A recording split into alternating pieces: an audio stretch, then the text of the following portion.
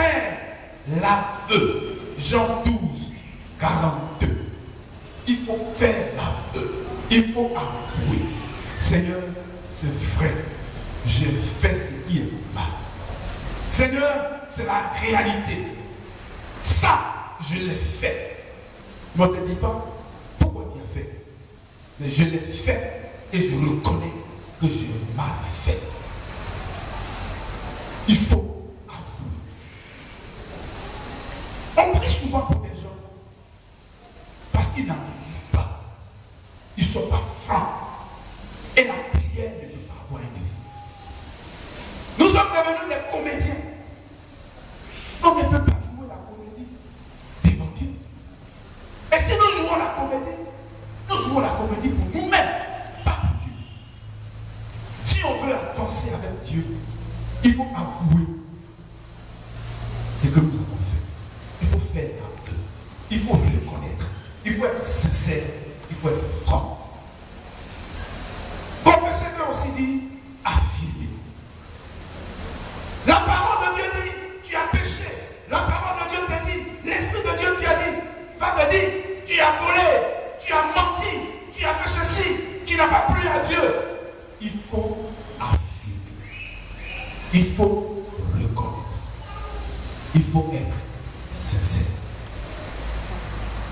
Admettre ou se déclarer coupable. C'est ça la confession. Quand on ne dit pas où on est tombé, on ne peut pas se relever. Je prends souvent l'exemple des fils de prophètes qui étaient devant le prophète Élisée. Je comprends toujours, Élisée, Élie. Ils ont dit au prophète, le lieu où nous sommes là est devenu trop petit. Nous voulons agrandir ce lieu. Alors nous voulons aller couper des bois pour agrandir. Et le prophète a dit, allez-y. Et ils ont dit, oui, nous voulons partir, mais nous voulons que tu nous accompagnes. Et le prophète les a accompagnés. Pendant qu'ils étaient en train de couper le bois, le fer est sorti du bois, la hache, elle est tombée dans l'eau. Et le prophète, le jeune prophète, il s'était crié, Seigneur, elle était en train. Il dit, ça ne m'a pas. Hache de quelqu'un que je prie pour couper bois, c'est tombé dans l'eau. Le prophète Élisée est arrivé et il a demandé, où est-il tombé? Et j'allais dire l'étudiant prophète. Il a dit, c'est là. Il a montré le lieu et le prophète a coupé un bois et il a plongé le bois et il a fait surnager le fer. C'est vrai, c'est un miracle. Vous voulez des miracles dans votre vie, Dieu veut opérer des miracles. Mais si vous voulez que Dieu opère des miracles, si vous voulez que Dieu transforme votre vie et que des temps nouveaux vous visitent et que la faveur de Dieu soit votre partage et que des temps nouveaux soient votre partage, soyez sincères. Là où vous êtes tombé, dites à Dieu, c'est là que je suis tombé. Si tu n'as pas dit où tu es tombé, celui qui fait les miracles ne pourra pas faire le miracle. Parce qu'il faut que tu sois sincère. Montre là où tu es tombé à Dieu. Dis ouvertement ce qui n'a pas plu à Dieu. Ce que tu as fait et qui a frustré Dieu, qui a frustré ton frère. Alors, le Seigneur, au regard de ta sincérité, fera le miracle et tu seras vainqueur. Alléluia. Nous savons que le péché, c'est un manquement. Un manquement à Dieu, un manquement à son frère. Le péché, c'est offenser. C'est la violation de la loi divine. En pensée, en acte, et on pourrait même ajouter en intention. Nous savons, parce que chaque jour, nous pouvons pécher, ou nous péchons. Parce que nous sommes des hommes. Mais ce n'est pas une raison pour pécher. Alors, si on parle de confession, c'est qu'il y a péché. Bien aimé, pendant que nous marchons avec le Seigneur,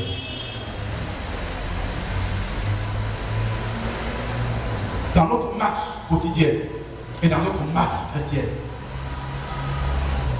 ce que nous avons fait, on ne peut pas citer la liste des péchés. Elle est longue, interminable. Mais chacun sait comment il a offensé Dieu. Et nous devons passer aussi par des temps d'humiliation. C'est quoi l'humiliation? L'humiliation, un autre mot grec qui explique l'humiliation. Ce mot-là, quand les mots sont difficiles, je ne les dis pas. Quand c'est facile, on peut le dire. Ce mot, c'est tapéinosis. Tapéinosis. Ça veut dire, premièrement, la bassesse. État inférieur. Abaissement spirituel. Amenant quelqu'un à percevoir et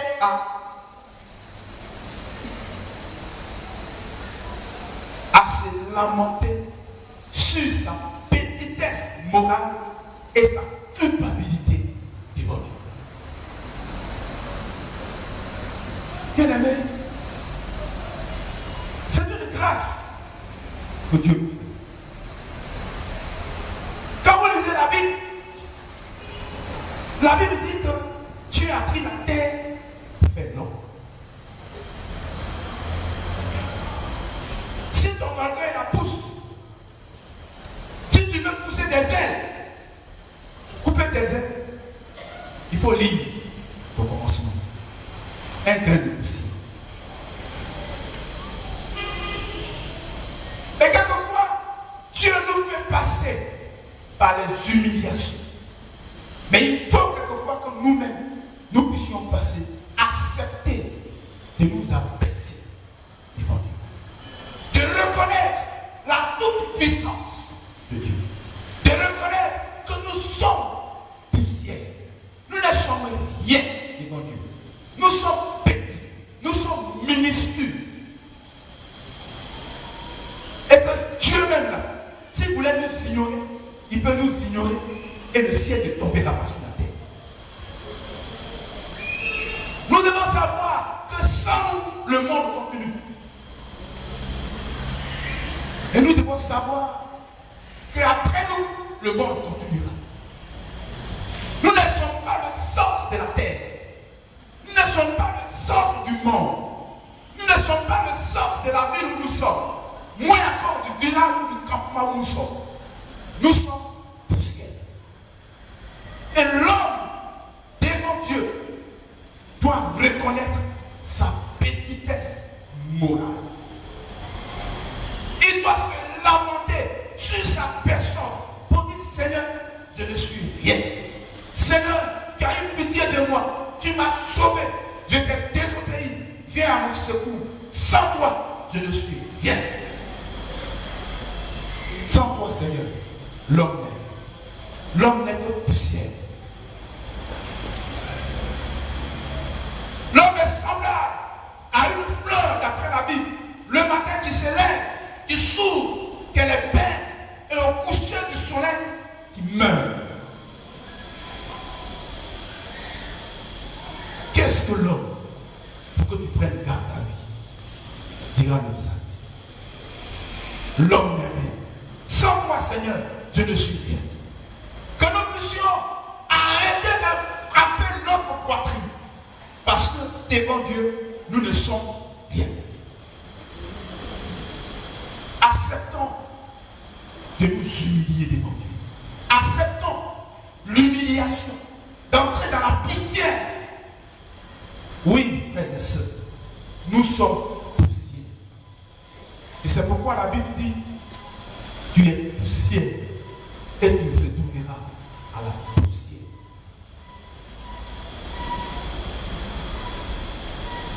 Quand nous regardons tout cela, nous devons pleurer sur notre sort. Comment ce grand Dieu a donné son fils Jésus pour que je sois sauvé. Il m'a fait la grâce. Et moi, je joue avec ma vie. Je joue avec mon avenir. Je joue avec mon éternité. Je joue avec mon paradis. Est-ce que Dieu est obligé de te mettre encore sur la terre? Est-ce que Dieu est obligé de t'introduire dans l'année 2016?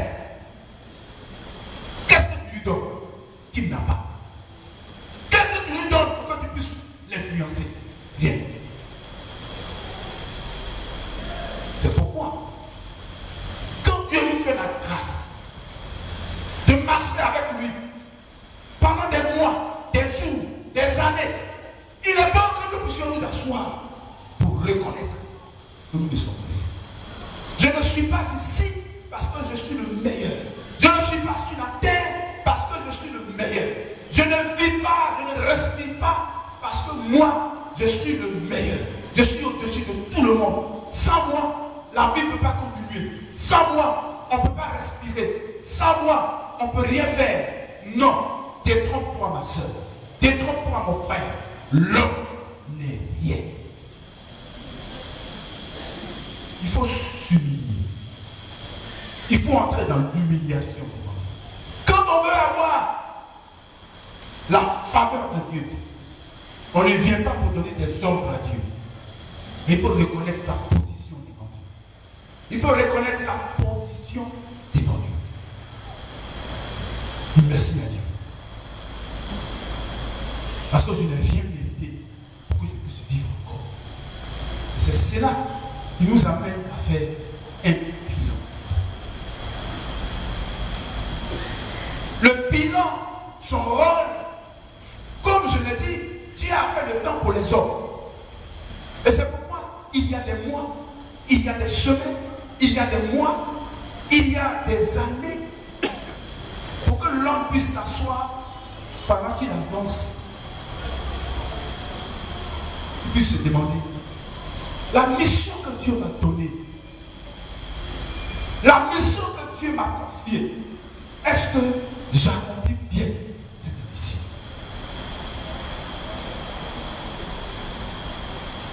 Il faut que chacun s'asseye. C'est le temps de rentrer en soi-même, de se questionner, de s'interroger honnêtement et sincèrement. Il ne s'agit plus de se parler. Non. Il ne s'agit plus de se montrer. Non. Le souffle que nous avons, il est gratuit. On ne peut même pas le jeter.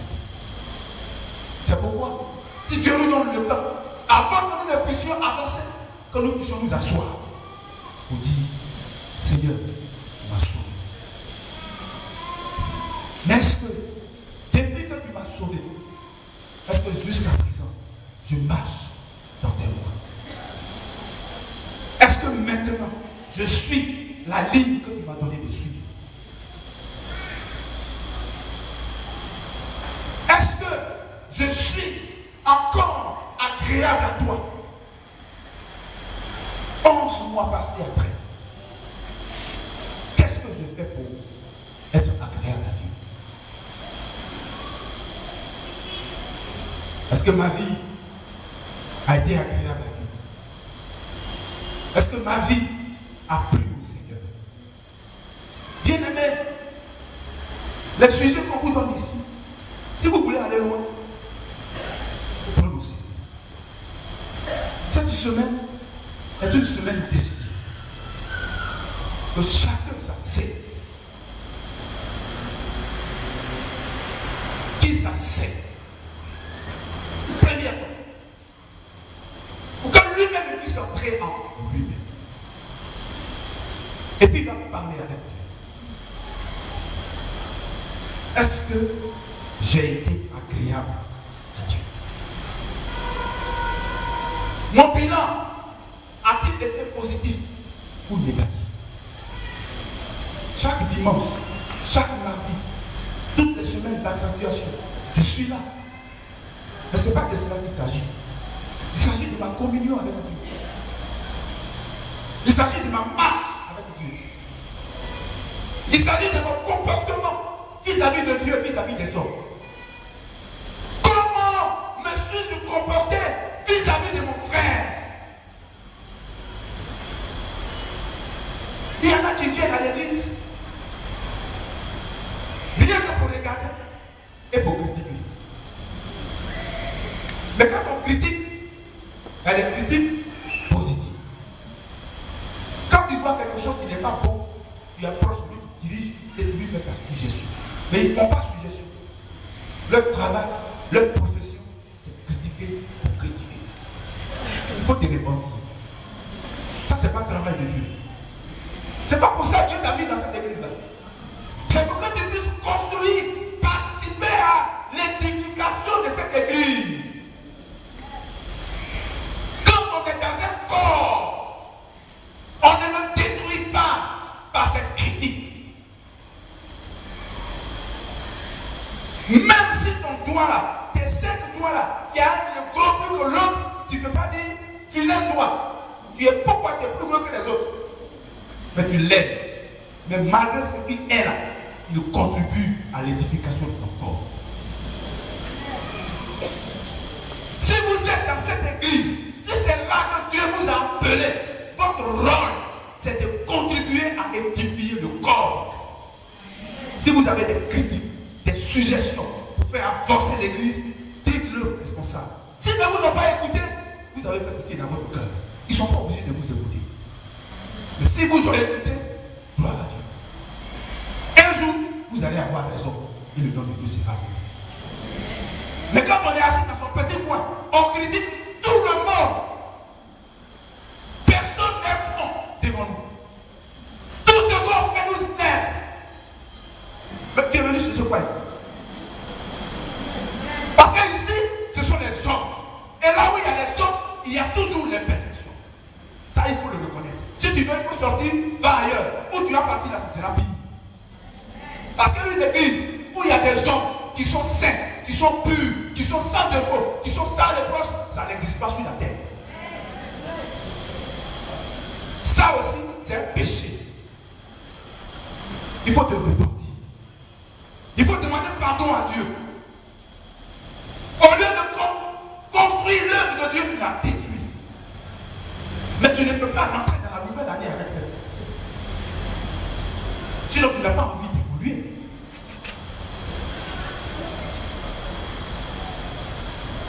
Alléluia.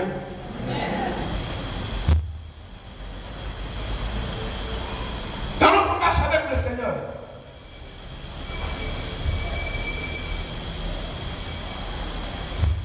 nous avons fait des manquements.